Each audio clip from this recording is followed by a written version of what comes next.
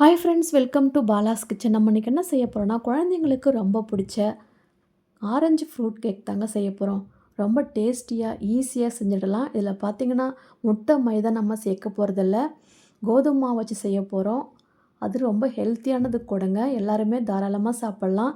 கேக்கு செய்கிறதுக்கு முன்னாடி நம்ம சேனல் இப்போ தான் நீங்கள் ஃபஸ்ட் டைம் பார்க்குறீங்கன்னா மறக்காமல் சப்ஸ்கிரைப் பண்ணி வச்சுக்கோங்க. பக்கத்தில் இருக்கிற பெல் ஐக்கானையும் ப்ரெஸ் பண்ணி வச்சுக்கோங்க. அப்போ தான் நான் போகிற வீடியோ உங்களுக்கு உடனுக்குடனே நோட்டிஃபிகேஷனாக வருங்க. வாங்க இப்போது கேக்கு எப்படி செய்கிறதுன்னு பார்க்கலாம்.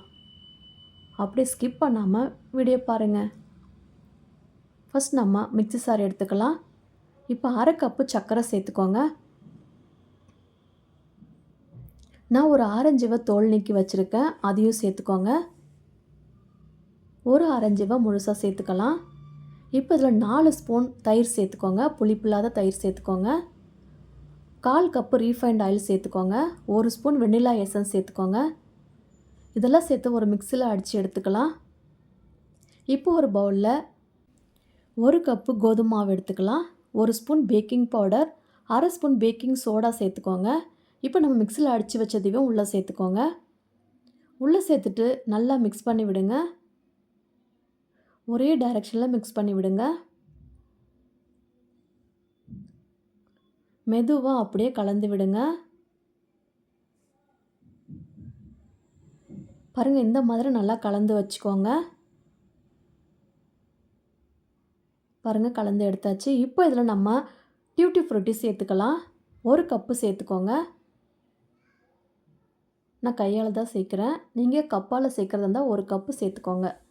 இப்போ நான் ஒரு ட்ரேயில் பட்டர் ஷீட் போட்டு ஆயில் ஸ்ப்ரெட் பண்ணி வச்சுருக்கேன். இப்போ நம்ம மிக்ஸ் பண்ணி வச்சதை உள்ளே சேர்த்துக்கலாம்.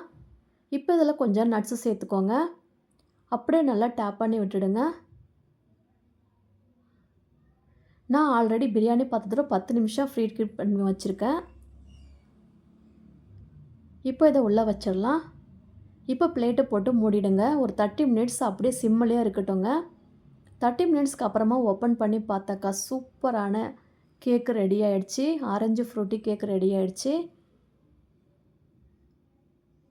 இப்போவே இதை எடுத்துடாதீங்க. ஒரு 20 மினிட்ஸ் அப்படியே மூடி வச்சுருங்க. 20 மினிட்ஸ் அப்புறமா கத்திகளில் ஓரமாக எடுத்து விட்டுட்டு நம்ம ஒரு பிளேட்டில் மாற்றி வச்சுக்கலாம். நான் கட் பண்ணி காட்டுறேன் பாருங்கள், எவ்வளோ சாஃப்டாக இருக்குது பாருங்கள். பட்டர் ஷீட்டை ரிமூவ் பண்ணிவிட்டு நம்ம பிளேட்டில் மாற்றி வச்சுக்கலாம். கேக்கு பாருங்கள், பஞ்சு போல் சாஃப்டாக இருக்குது. இதே மெத்தடில் நீங்களும் உங்கள் வீட்டில் ட்ரை பண்ணி பாருங்கள். இந்த வீடியோ பிடிச்சிருந்துன்னா ஒரு லைக் போட்டுருங்க. ரொம்ப ரொம்ப பிடிச்சிச்சின்னா உங்கள் ஃப்ரெண்ட்ஸ் அண்ட் ஃபேமிலிக்கு ஷேர் பண்ணி விடுங்க. உங்களுக்கு எந்த மாதிரி ரெசிபி வேணுமோன்னு சொல்லுங்கள், நான் சீக்கிரமாக அப்லோட் பண்ணுறேன். எனக்கு ரொம்ப சப்போர்ட் பண்ணிகிட்ருக்கீங்க. உங்களோட மோட்டிவேஷனால் தான் நான் நிறையா வீடியோ போடுறதுக்கு யூஸ்ஃபுல்லாக இருக்குது. இதே போல் எனக்கு சப்போர்ட் பண்ணுங்கள். நெக்ஸ்ட் வீடியோவில் பார்க்கலாம். மறக்காமல் அப்படியே ட்ரை பண்ணி பாருங்கள். தேங்க்யூ.